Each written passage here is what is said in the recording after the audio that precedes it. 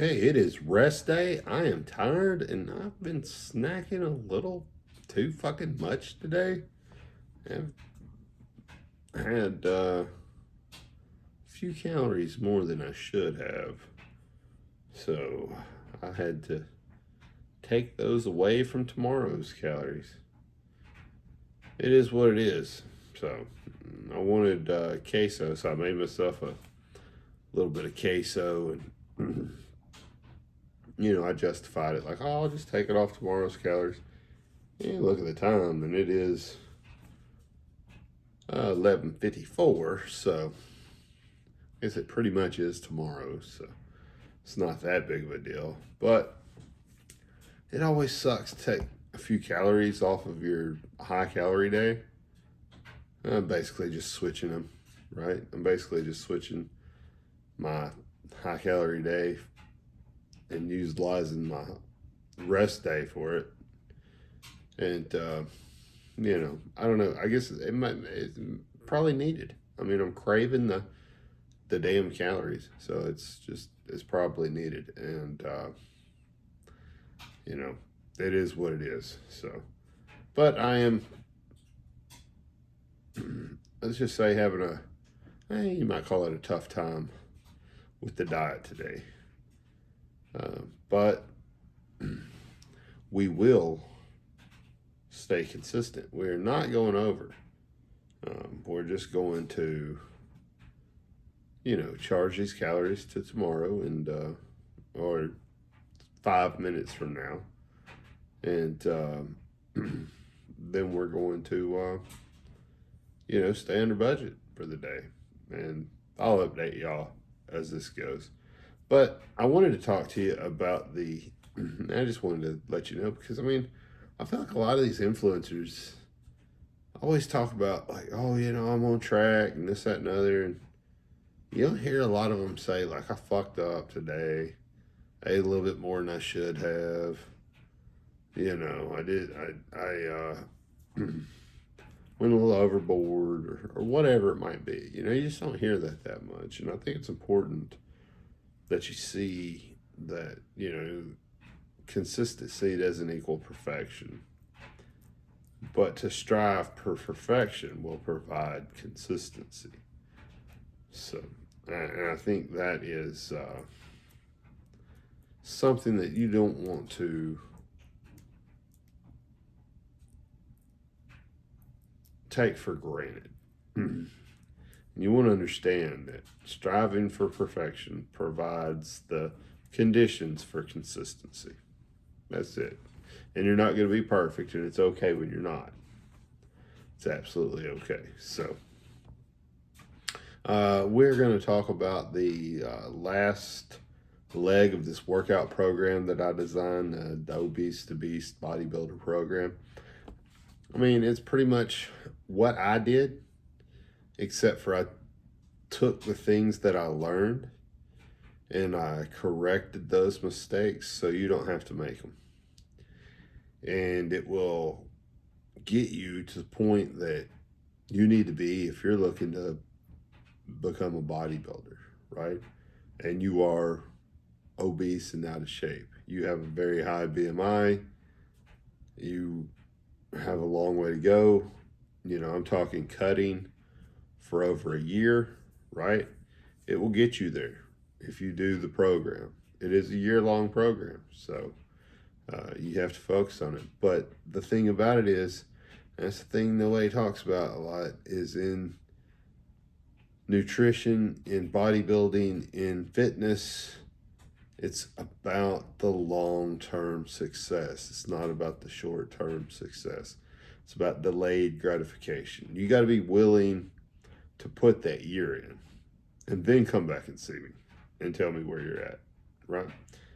Put the year in, then let me know if you made progress.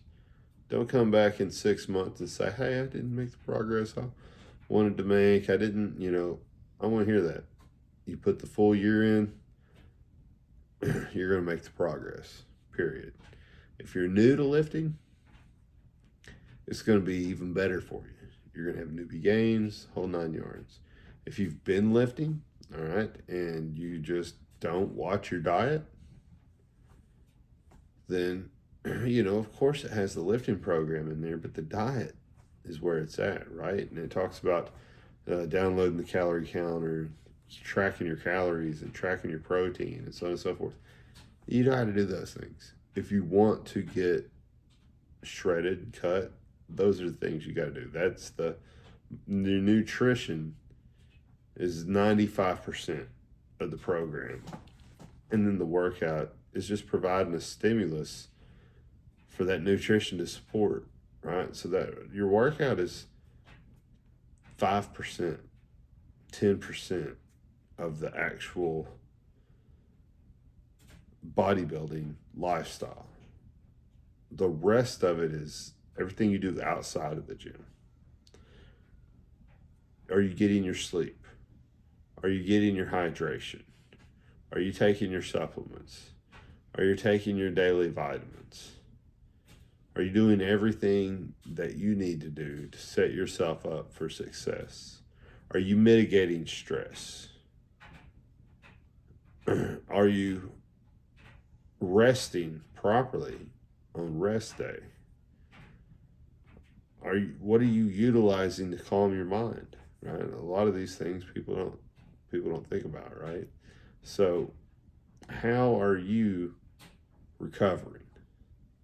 What does your active recovery look like? An active recovery is very important. It's very much different than passive recovery, where you go and you sit down and you relax. Active recovery might mean, okay, I'm on recovery day. I'm going to take a walk on the treadmill for an hour. I'm going to sit in the sauna for 30 minutes. I'm going to, have a cold water immersion for 20 minutes. I'm going to have a sports therapy massage for 30 minutes, and that's going to be my active recovery, right? And you're probably going to pick and choose. You're probably not going to do all those. I mean, unless you're a fucking professional bodybuilder fixing to step on stage, I doubt that you're doing all those things.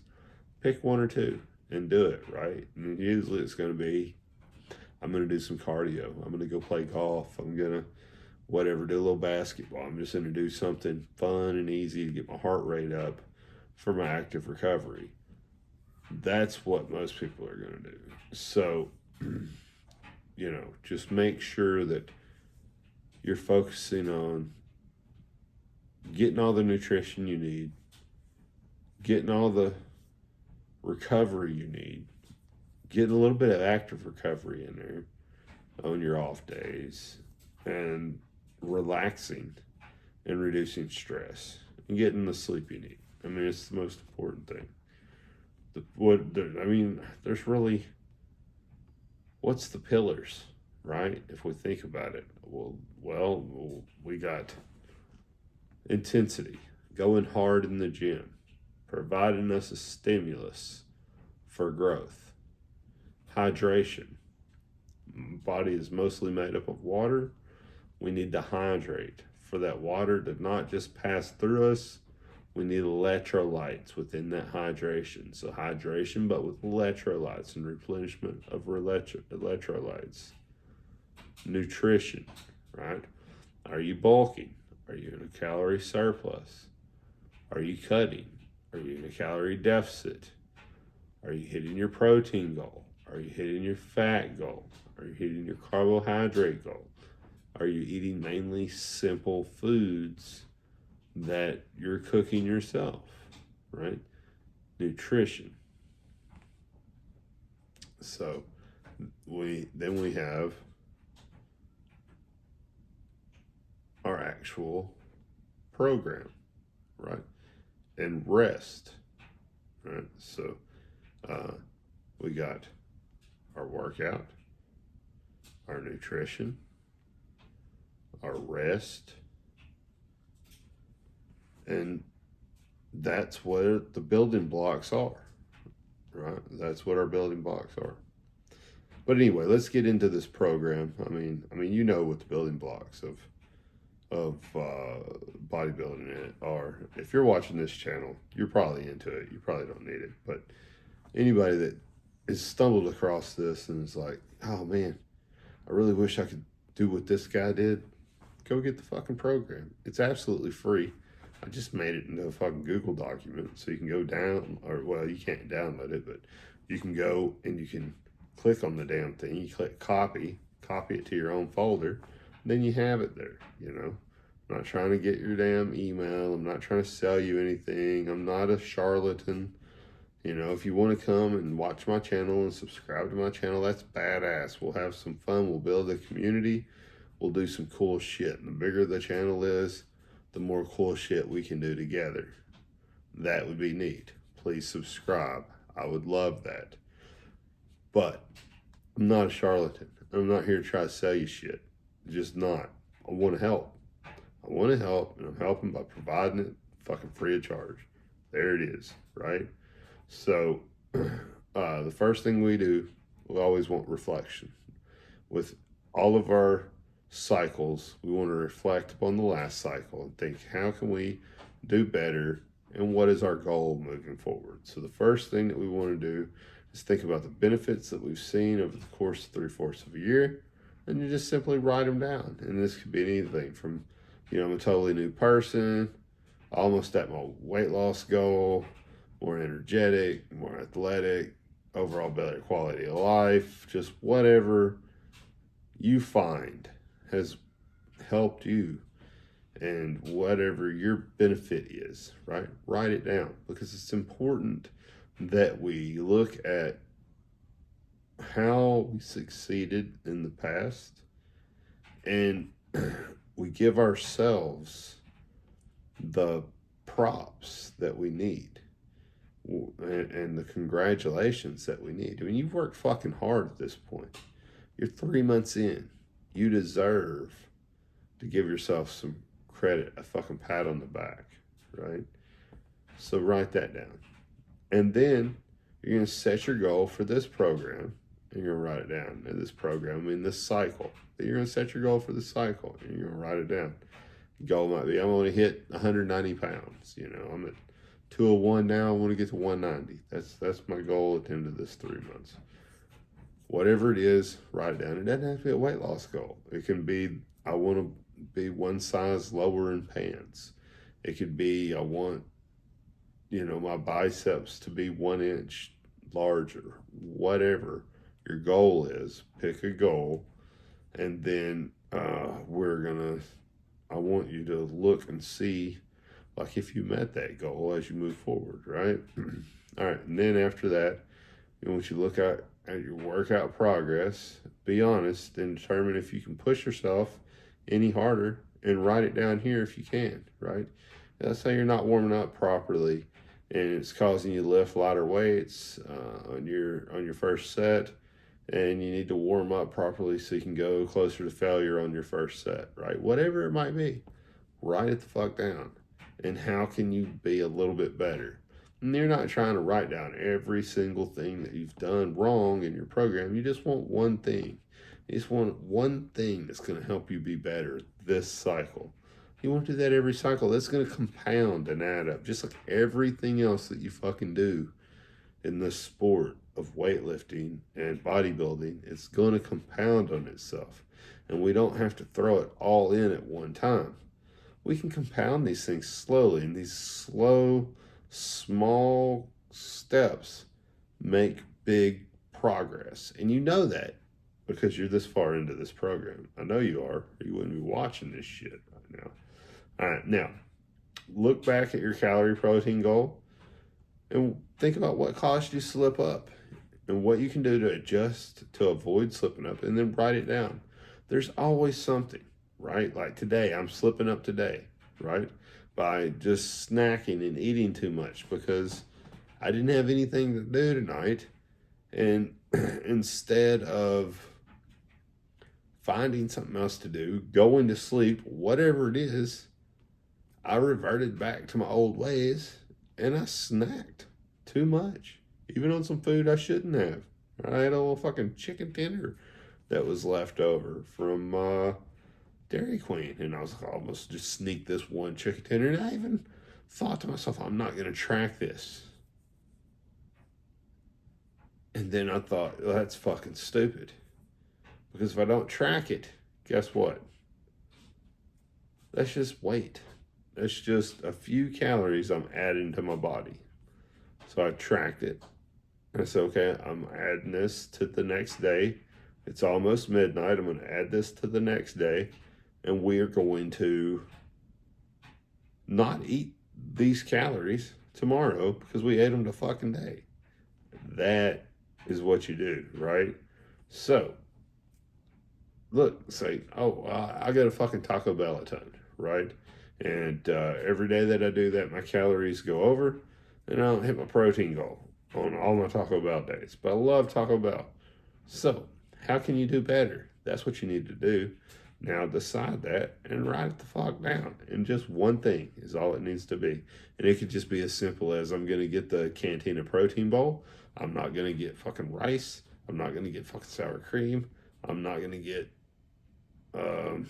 guacamole because of the fats. I'm not going to get cheese. And I'm going to get triple beef or triple meat, whatever, right? And then that is going to give you your protein, bunch of veggies still. Slather that shit in hot sauce. Now you got a great meal, right?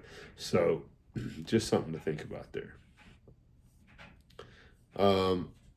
Now, the next thing we're going to do is we're going to calculate our calories, right? And at this point, we can start calculating our calories by using a mathematical equation because you should have lost enough weight. Now you're close to your goal weight. And so now it'd be a good time to start doing this. So what you basically want to do is we want to eat our body weight in pounds in grams for protein, right? So at this point, let's say you started out at 300. You've been doing this for almost a year. You're probably down to 225 at this point, right? So you want to make sure you're eating 225 grams of protein. Yeah, your body weight, not your goal weight, not where you're trying to get to, but what the fuck you actually weigh right now, right? That's what we're switching to now. Now, if you are over, let's say 200, 220 pounds, don't fucking do this yet. Wait till you hit, let's just say 200 pounds, right? Wait till you hit the 200 pound mark. And when you hit the 200 pound mark, go ahead and start utilizing your body weight for your protein, not your goal weight for your protein. And at some point, you're going to need to make this switch, right? At some point, you're going to need to make this switch. So now it's time to start thinking about, is this time to make it? And if it's not, you can be honest with yourself and say, okay, it's not, I'm too big. I can't make this switch. So I'm just going to lower, I'll just eat, I'm 225. So maybe I'm just going to do 200 grams of protein. Because I don't think I can do 225 grams of protein. That's too much with the calorie deficit that I'm on. That's fine, right? That is fine. But make sure that you have that protein goal, that it fits your needs and desires, and you're there. If you've hit 200 or you're under 200, you're going to use your body weight, and you're going to multiply it by 10, and that's going to be your calorie deficit. Now, if you would like, at this point, you can carb cycle. And basically, this is how you're going to carb cycle. Monday through Thursday, you're going to eat less carbs. You're going to make sure you eat under 100 grams of carbs. 100 grams and under is what you're looking for. I think I do 80 or 85 right now on Monday through Friday. And you're going to do less calories, 300 under your goal. So let's say your goal is 1,800 calories. You're just going to subtract 300 from that, and you're going to eat 1,500 calories. Simple. And you're going to hit, your 90 grams of carbs. Right? Or whatever you decide, your 100 grams of carbs, whatever you decide it's going to be. Then you're going to fill the rest in with fats and dietary fiber. That's how you're going to do that. On Fridays through Saturdays, you're going to eat more carbs and thus more calories, right? So you want to double your carbs at this point. So if you're eating 100 carbs, you want to eat 200 carbs, right? So double your carbs. For example,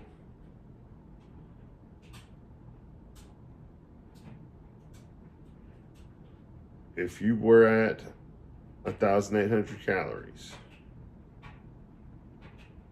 all right, your new goal would be to add the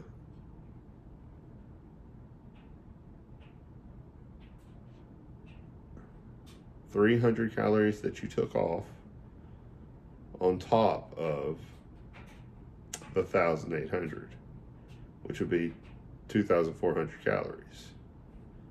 So that's what you're going to eat on Friday, Saturday, Sunday. All right? You following? So basically, you knew you needed 1,800 calories throughout the week average. You subtracted 300 calories from that, and you ate 1,500 calories Monday through Thursday. Those are your low calorie days. On your low calorie days, it's also going to be your low carbohydrate days, and you stay under 100 calories per day on carbohydrates. So let's say we're just going to do 90, right? That's going to be our carbohydrate goal. The rest of your macros that you have left over from that 1,500 is made up from fats, and that's what you're going to add in, right? Is carbohydrate, not carbohydrate, but fats, and more protein if you need it. You cannot overconsume on the protein when you're doing the low carbohydrate. So don't be scared to eat more protein on these low carbohydrate days to keep your belly full. Right? But also you're going to be eating a lot of vegetables and lettuce and things like that, hopefully.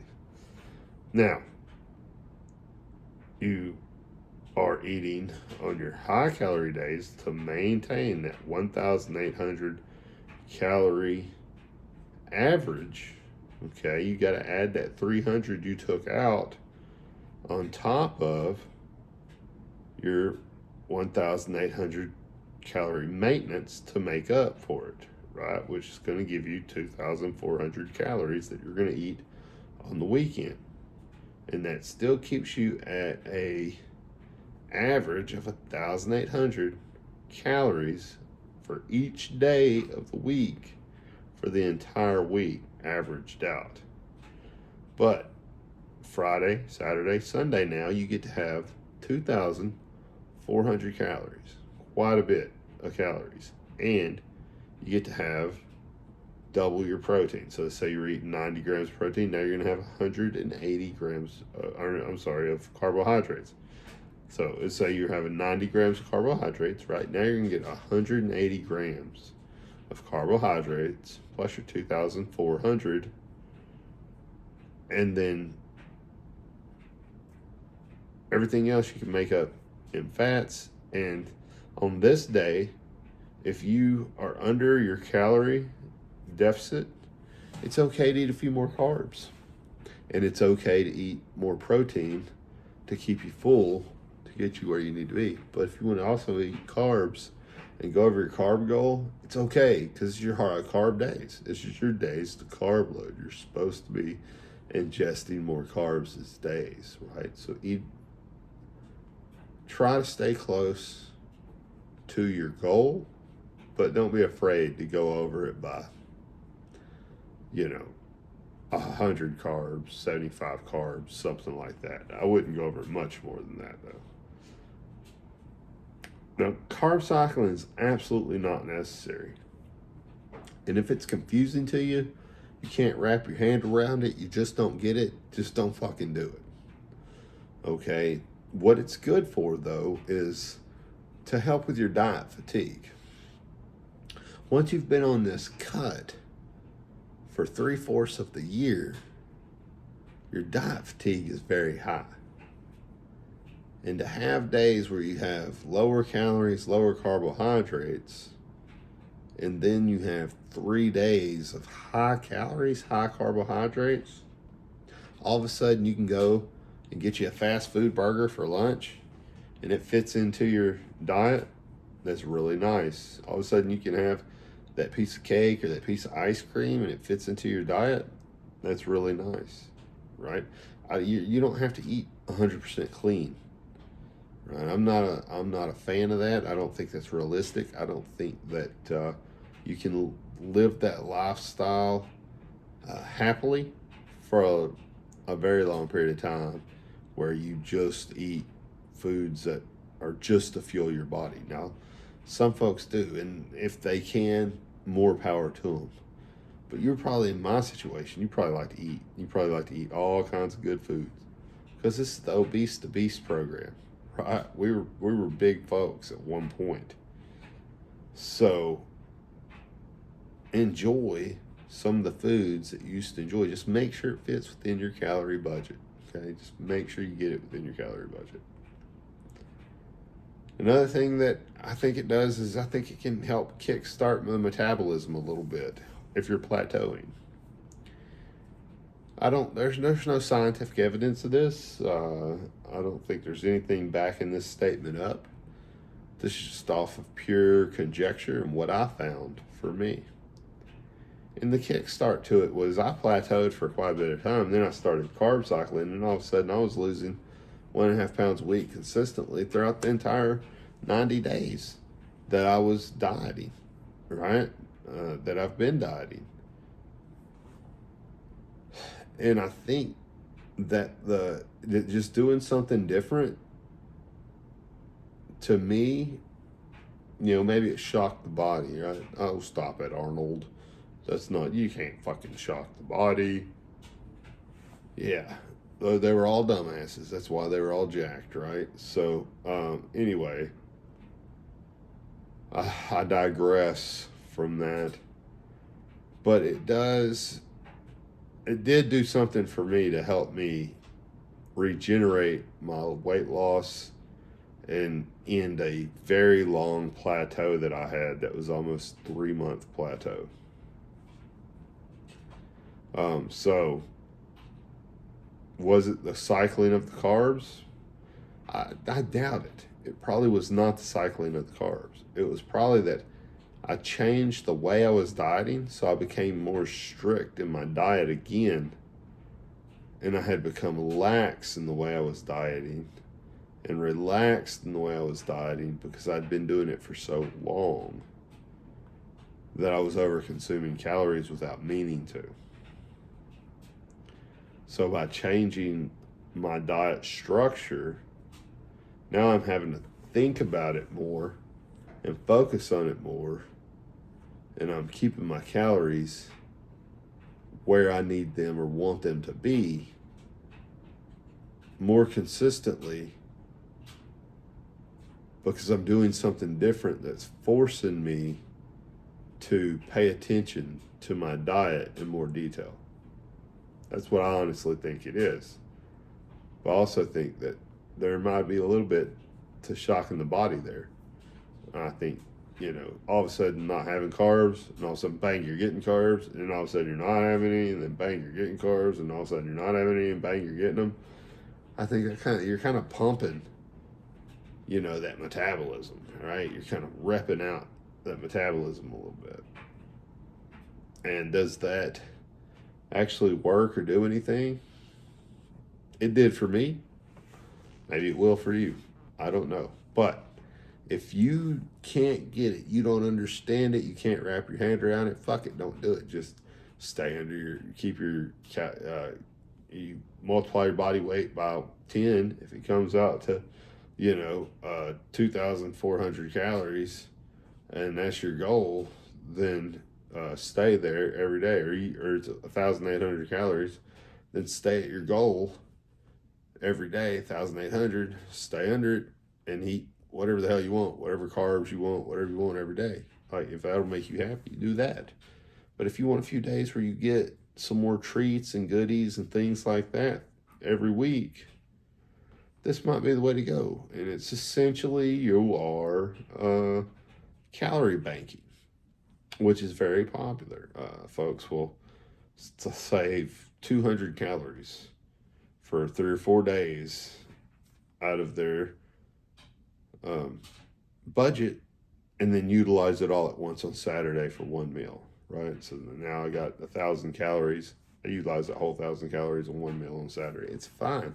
As long as it averages out, it's fucking fine.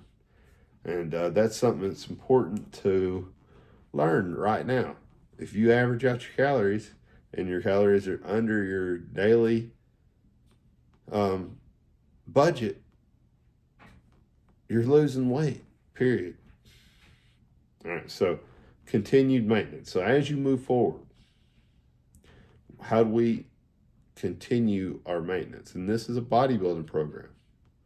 So we're looking to bulk, cut, or maintain. That's what we're looking to do. So moving forward, you're going to multiply your current weight by 10, 11, or 12 to cut. You're going to use those calories to cut. 10, 11, or 12. That's your cutting numbers. 10 is the most aggressive. 12 is the least aggressive. You want to find something that's going to have you losing 1 to 2 pounds per week. Never more than 2 pounds a week, ever. 2 pounds is a very fucking aggressive weight loss. You never want to lose more than that. Your goal is to lose about 1 pound a week when you're cutting as a bodybuilder. That's where you want to be. And consume as many calories as you can to fuel your body the best you can and have that 1 pound per week weight loss. That's your absolute goal. Now, if you're maintaining means you want to stay relatively the same weight. You're looking to stay within, say, plus or minus 5 pounds of a certain number, right? So let's say your number is 200. You want to stay between 195 and 205. And you don't want to fluctuate outside of those numbers. So to do that, we want to maintain. So we'll multiply our body weight by by 13, 14, or 15, okay? And that is going to be maintaining. So somewhere in those numbers is going to provide your maintenance calories. And you're going to have to play around and see. What I would do is start at 14. Take your body weight, multiply it by 14, eat that for 2 weeks. If you lose weight in 2 weeks, take it up to 15. Multiply your weight by 15. Use that number for 2 weeks.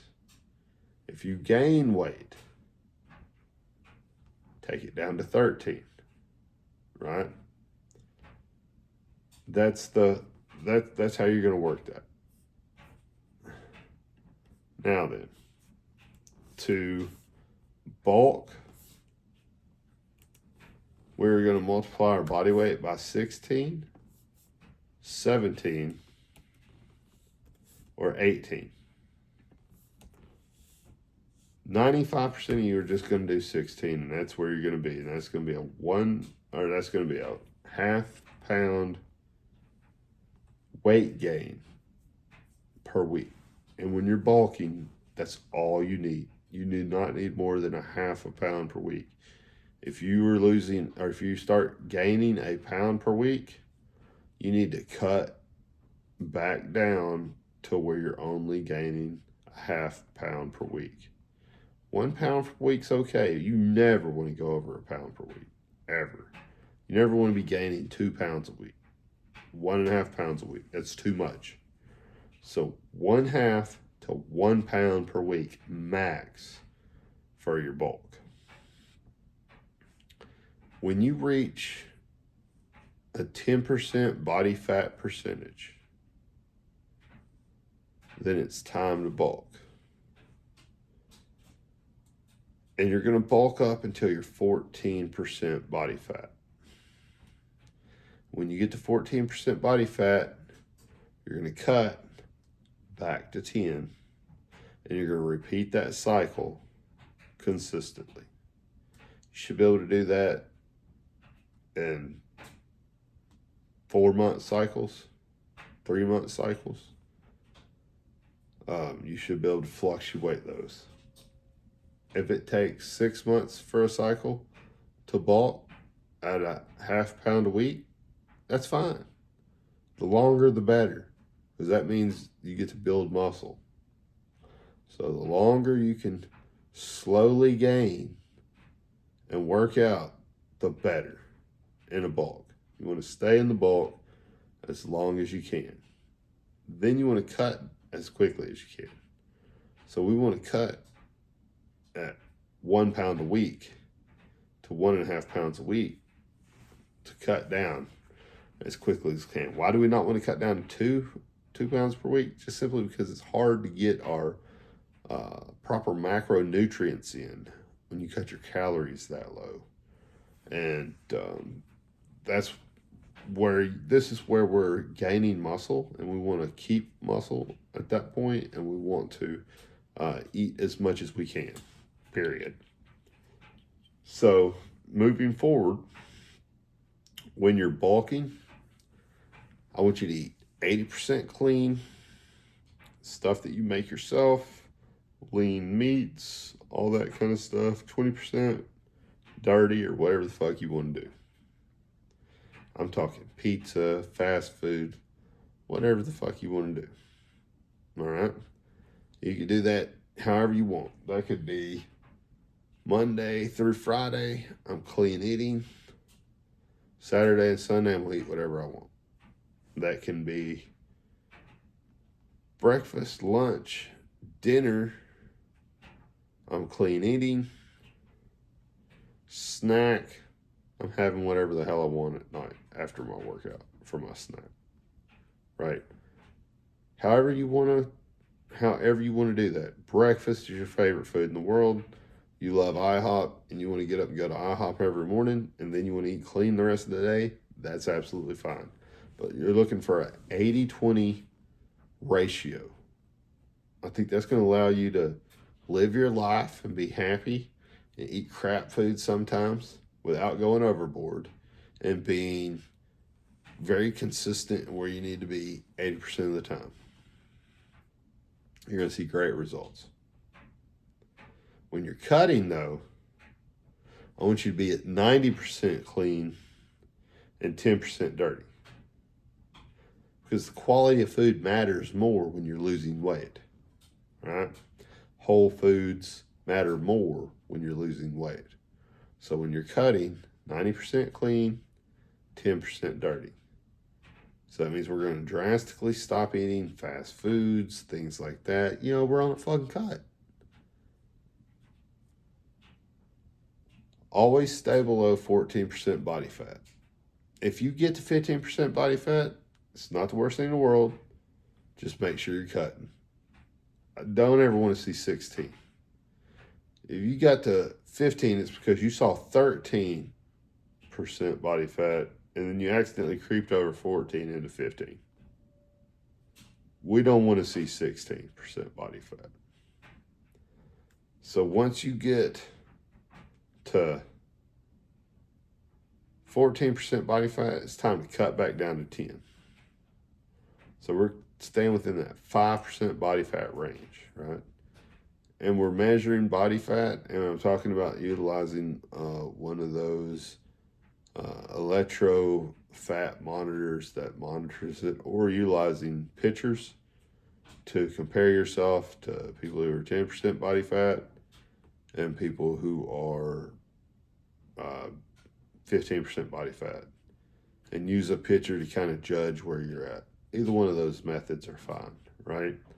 And you can just go online, you can Google it. There are plenty of websites that have pictures, folks that have their clients listed out in different body fat percentages, so you can see what that looks like. So go and do that and judge your body fat, either by looking at pictures and judging yourself against other pictures, or utilizing one of the electronic handheld monitors, or what I'm fixing to get myself is one of those Hume scales where it tells you your skeletal fat, your muscular or skeletal muscle, your body fat, your hydration level. It tells you everything. I'm fixing to get one of those bad boys. Maybe after we get off this call here. So I guess we're not on a call. What am I talking about? Off of this, when I stop making this video, I stop talking to y'all. All right, so that's what we're looking at there, right? And you can either main gain or bulk. I don't care which one you do. That's going to be your personal preference. Do you want to stay between within that 5 pound margin for maintenance, plus or minus 5 pounds, right? I'm 200 pounds. I can bleed 195. I can bleed 205. I never want to get over those, right? You can stay within that maintenance area and just simply eat in maintenance and continue to work out, and you can gain, and you're probably going to have another year to 2 years of really good gains on that, especially if this is the first time you've weightlifted and you are,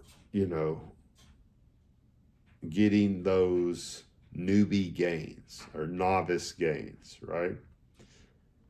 Let's say you used to be a weightlifter or a bodybuilder and you got out of it and you got obese, and now you followed the program and you're where we're at now, right?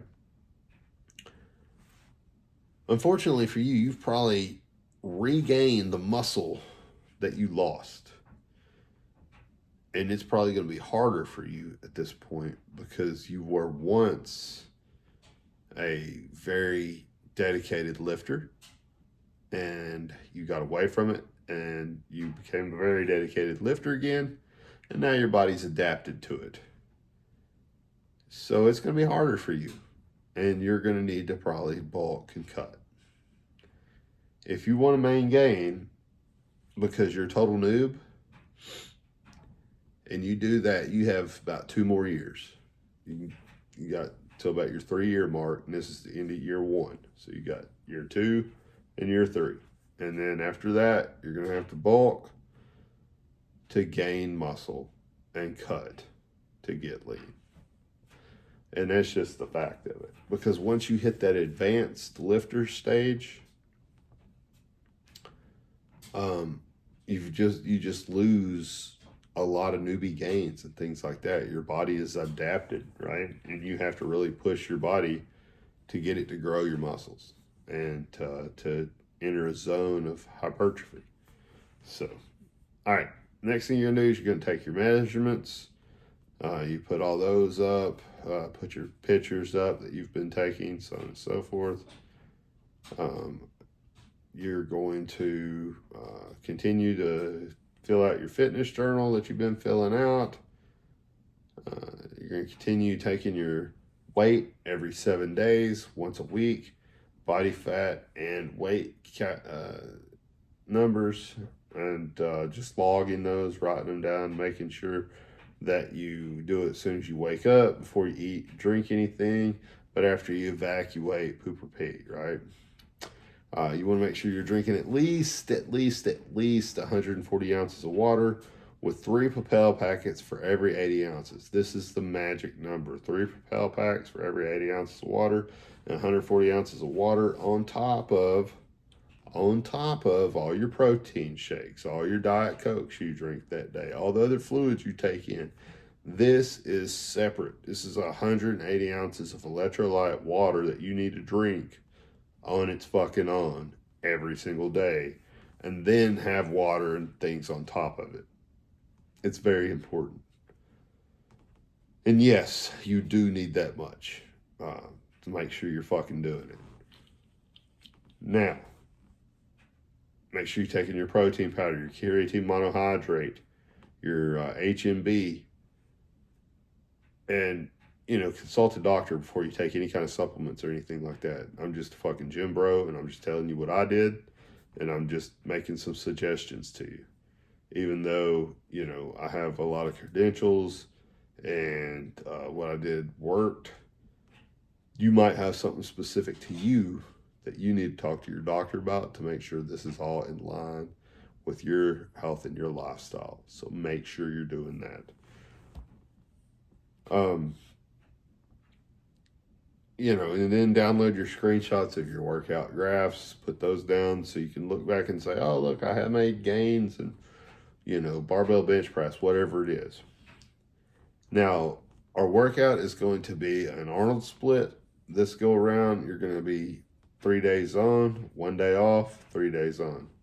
Monday's going to be an arm day. Tuesday's going to be leg and shoulder. Wednesday is going to be chest and back. This is your classic Arnold split. Friday, you're going to do arm day again, leg and shoulder again on Saturday. Sunday, chest and back. Off on Thursday. Not doing anything but 1 hour of cardio. We're going to raise our cardio from 30 minutes to an hour. So we want to finish this year off fucking strong with as many gains as we possibly can, right? We got 3 more months. We're finishing it strong. We're doing an hour of fucking cardio.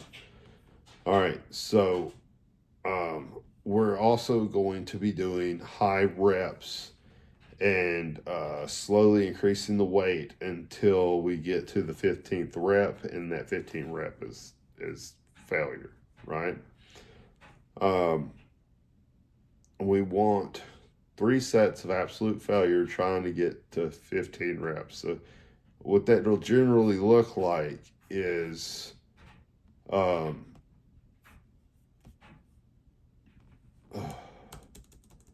me just, all right, so what that'll generally look like is one set 1, you'll get like 19 reps. Set 2, you'll get like 17 reps. And then set 3, you'll get like 15 reps.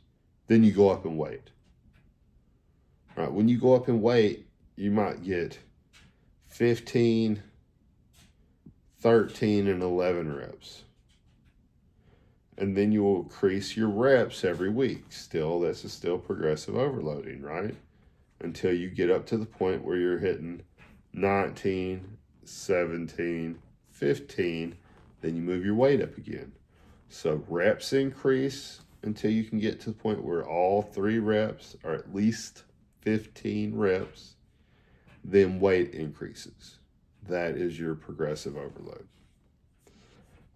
So first thing we're going to do is we're going to do a lot of rope stuff on Monday, a lot of cable stuff. So cable curls, cable bison curls, cable rope hammer curls, cable straight bar tricep push downs, cable overhead tricep extensions, cross cable tricep extensions, and then we're going to do leg raises for abs. So that's because we want to build the lower portion of our abs, not just the upper portion of our abs.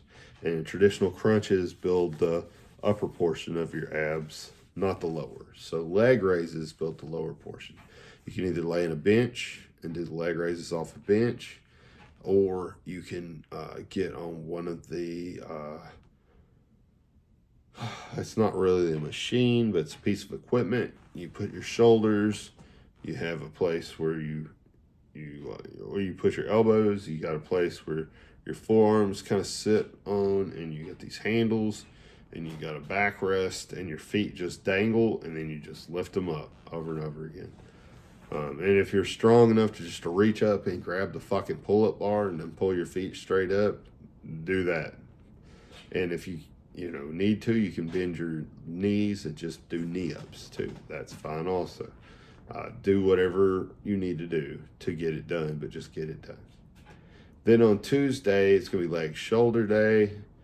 And we're going to be doing Smith machine calf raises, Smith machine squats, leg extensions, leg curls, and then you're going to do cable front raises, cable side lateral raises, and machine shoulder press, and then forearm curls.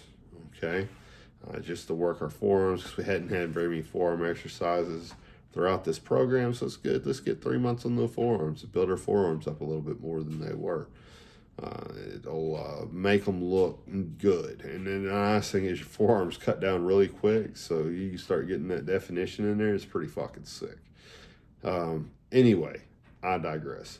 So, but a lot of Smith machine work here, a lot of strenuous leg work. Now, we did cable stuff on Monday basically because we want to have a lot of squeezing and extensions.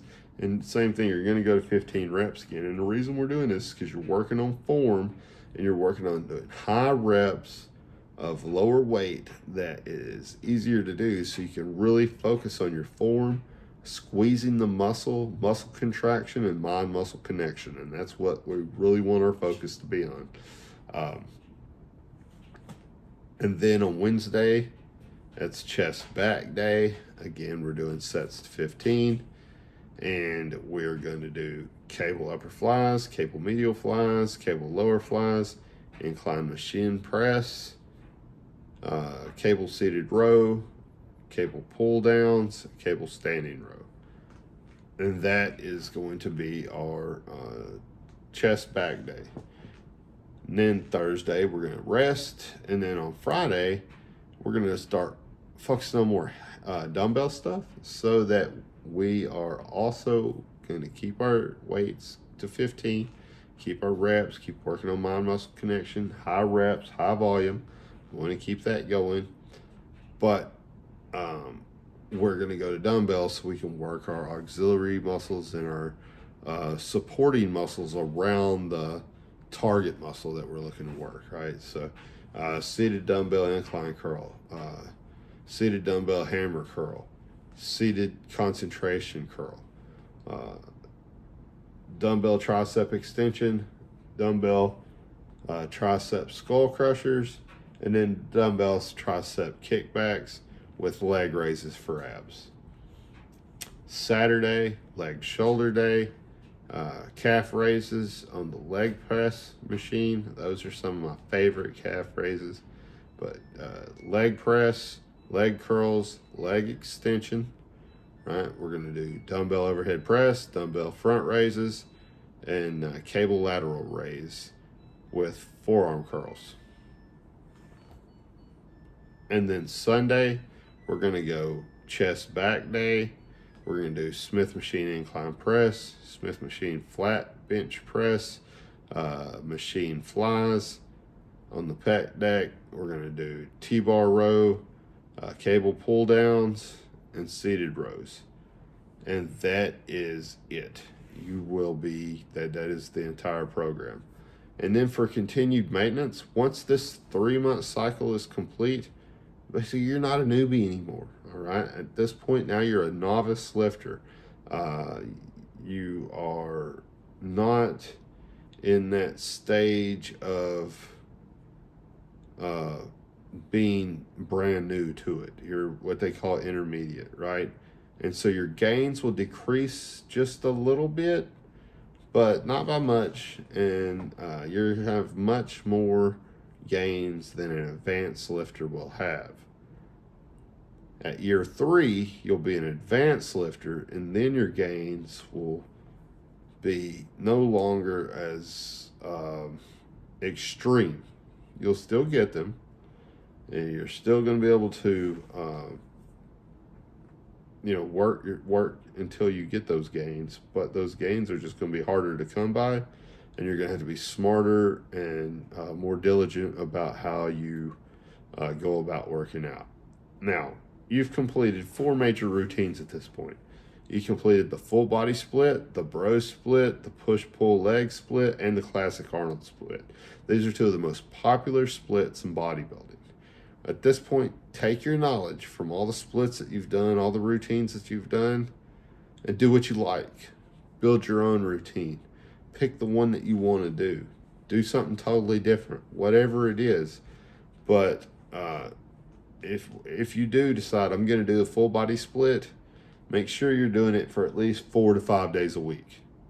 All right, don't just do 3 days a week full body split and expect to become, a bodybuilder. You need 4 to 5 days a week of exercising if you decide to do the full body split. In my opinion, take it or leave it. Also, choose exercises you like to do. Make it fun. Just make sure you keep lifting. That's the thing, is consistency and lifting. And at this point, you've done it the way you've been told to do it. You've followed the program. You've done it for a full year. Now it's time for you to take the reins and you to do it the way that you want to do it and have some fun with it. Lift the heaviest weight when you're bulking. Lift lighter, more squeezing sets when you're cutting. And higher rep ranges when you're cutting, lower rep ranges when you're bulking. Do 30 minutes of cardio when you're bulking, 1 hour cardio when you're cutting. And there's no need for weighted ab exercises any longer. Those are good during your first year. If you do them, eventually you will build your abs out, and it can make your abs look like they're kind of like you got a beer belly, even though it's your abs showing and they're just that big. So at this point, it's time to start thinking, like, should I continue weighted abs? Are your abs really small? Are they not poking out at all? If you cut down to 10% body fat, you can barely see your abs, right? Okay, great. Well, now it's time to maybe do some more weighted ab stuff. But you got good definition. You can see your abs. You're down to 10% body fat. You where you need to be. Your abs are there. You're maybe at 13% body fat. You can see them pretty good, or start to see them, right? Okay, great. Now we probably don't need to do weighted abs anymore at this point. Now we can just do body weight ab exercises and get the same results that we would normally get. And I know a lot of people are like, well, I don't ever want to do one body part different. Like, I want to grow my abs. If I'm going to do them, I want to do them with weights. Okay, great. If that's your strategy and mentality, do it. This is your body you're building. You do it the way you want to. But my goal is to keep my waist as small as possible while making my upper body as big as possible and my legs as big as possible with the smallest waist circumference that I can have. For me to keep doing weighted crunches is going to make my waist bigger. Just is. It's going to happen to anybody, because we're going to make those muscles bigger around your waist. And then you make your waist circumference bigger, it's going to make that Dorito look smaller. And you want that Dorito look to look extreme. The more that you can get that triangle look, the better. So that's why I recommend body weight exercises at this point for your abs. But do what you want. I mean, it's your body, you're building it. You know what you want your look to be. So do what you want your look to be. I like the classic old school bodybuilder look. That's the look I'm looking for, right? The Lee Priest, the Arnold Schwarzenegger, the Mike Mentzer looks, right? The Ronnie Coleman even, right? Like, these looks are the looks that I like the best. And so that's the type of physique I'm going for, right? The masked monster physique that we see these days, to me, is not appealing, all right? So that's not where I want to go. But if that's where you want to go, do that. That's great. The additional recommendations, if you were taking the Turkish Strone, you can titrate up 1 pill every morning and night. That's 2 pills per day. And the aldosterone, you can do 1 pill every morning and night. I did that. I thought it worked great. Felt really good for me. I really enjoyed having both of those. I did that for 8 months. I did that for, and it worked really well for me. I thought that I had a ton of benefit from it. So theoretically, though, if you wanted to, you could try trade up and add 1 pill each for lunch. So you would have 2 pills in the morning when you first woke up, 2 pills for lunch, 2 pills for dinner. I did not do this. That is considered the absolute maximum dosage that I've been able to find, that I've seen folks suggest. Should you do it? I don't know. Would it work? Probably. It's probably gonna blow your socks off. It'd probably be really good. You should consult with a doctor and make sure that it is going to be the best thing for you. If you do decide to take even one of these pills once per day, you need to talk to your doctor and make sure that this is the right thing for you to take, and it makes sense for your body and who you are. For me, it made sense. I did it, and like I said, I did 2 pills in the morning, 2 pills at night. I did not do the 2 pills at lunch. I just felt like that might be a little bit of overkill. But remember, guys, I'm just a fucking gym bro. You know, I have a lot of knowledge. I have a lot of understanding of physiology and sports conditioning and strength and conditioning and all these things. But at the same time, I'm not a fucking doctor, right? So don't take any medical advice from me. I'm just telling you what I did that worked for me and what might work for you. So these are just things that you might just want to think about, right? So for me, I had high blood pressure. I had cholesterol issues. I used hibiscus superflower tea, beetroot powder, and beet juice for a period of time. And I was able to get my cholesterol and my blood pressure under control with those.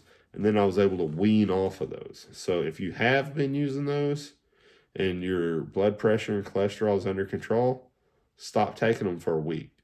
Keep checking your blood pressure and cholesterol. And did it improve? Great. If it did, try 2 weeks.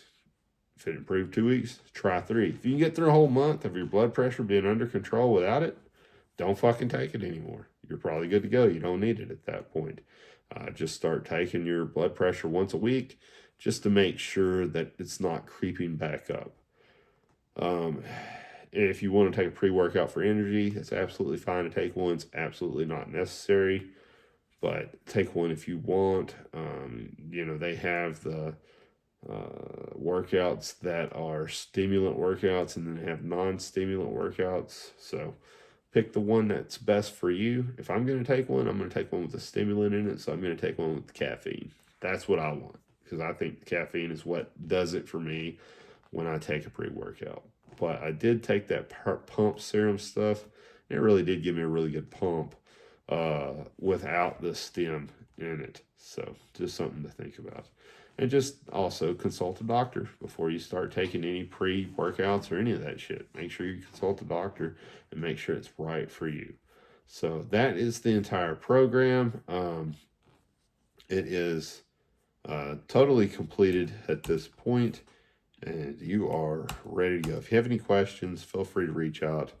I will try to answer those. The document will be provided in the link in the description, also in my link tree, also in my Discord, and anywhere else. If you're not following along, follow along. Click subscribe. Let's build a community. Let's work together to make each other better, right? So what I want you to do is get your ass out there and dominate in everything you do, inside and outside of the gym.